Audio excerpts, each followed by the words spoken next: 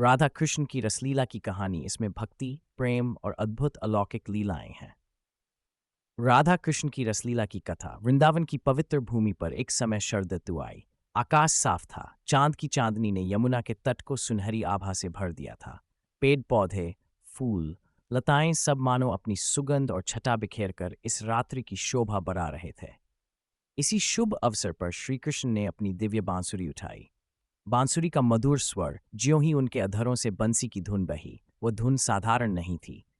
उसमें ऐसा आकर्षण था कि वृंदावन की हर गोपी अपने घर काम, परिवार और बंधनों को छोड़कर दौड़ पड़ी।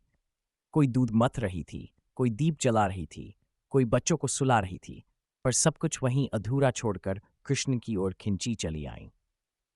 गोपियों का मिलन। जब सब गोपियां पहुंची तो श्रीकृष्ण ने मुस्कुराकर उनसे कहा, गोपियों, तुम सब यहाँ क्यों आई हो? तुम्हारा स्थान तो अपने अपने घरों में है। पतिव्रता स्त्रियों का कर्तव्य है कि वे पति, माता पिता और परिवार की सेवा करें। ये सुनकर गोपियां विनम्र स्वर में बोली, हे नंदलाल, हम जानती हैं कि हमारा कर्तव्य क्या है, लेकिन तुम्हारी बंसी ने हमें विवश कर दिया। तुम ही हमारे प्राण, हमारे आराध्य और हमारे जीवन हो। जब तुम ही हमारे सब कुछ हो तो तुम्हें छोड़कर कहाँ जाएं? कृष्ण उनकी भक्ति और प्रेम से प्रसन्न हो गए।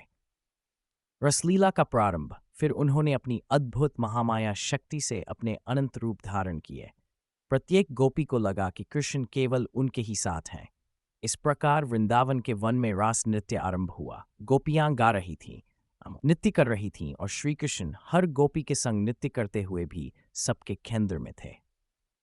दिव्य वातावरण। आकाश से देवता पुष्प वर्षा करने लगे, यमुना की लहरें गुनगुनाने लगीं, वृक्षों ने अपने फूल अर्पित किए और चांद ने अपनी शीतल किरणें बिखेर दीं। वह दृश्य अलौकिक था, मानो ब्रह्मांड का संपूर्ण सौंदर्य वृंदावन में उतर आया हो। राधा का महत्व। रसलीला में राधा रानी का स्थान सबसे ऊंचा था। कृष्ण के हृदय में वे सर्वाधिक प्रिय थीं। जब जब रास हुआ, राधा और कृष्ण का दिव्य मिलन सभी गोपियों और देवताओं के लिए भक्ति का सर्वोच्च रूप बन गया। राधा का प्रेम स्वार्थरहित और पूर्ण समर्पण से भरा हुआ था। रसलीला का संदेश। ये रसलीला केवल नृत्य नहीं थी, ये आत्मा और परमात्मा के मिलन का प्रतीक थी। गोपियां और जीवात्माएं, श्री कृष्ण परमात्मा, बांसुरी की धुन, ईश्वर का आह्वान। जब जीवात्मा परमात्मा की पुकार सुन लेती है तो वह संसार के बंधनों को छोड़कर उसी की ओर दौड़ पड़ती है। अगर आपको हमारी वीडियो पसंद आई है तो हमारे चैनल को लाइक, सब्सक्राइब करें और कमेंट करें। निष्कर्ष। राधा कृष्ण की रसलीला आज भी वृंदावन, मथुरा और बरसाने में मनाई जाती है। इसे सुनने, पढ़ने और देखने से मन में भक्ति, शुद्ध प्रेम और आनंद की अनुभूति होती है।